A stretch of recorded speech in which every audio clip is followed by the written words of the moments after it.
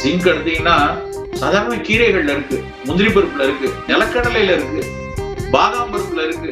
இந்த பயிர்கள் கீரை 2 அதிகம் எடுத்தாலே இந்த ஜிங்க் கிடைச்சிடும், புரோட்டீன் கூட கிடைச்சிடும், ஃபோலிக் ஆசிட் கிடைச்சிடும். என்ன பண்ண போறோம்னா முருங்கைக்கீரை லட்டு.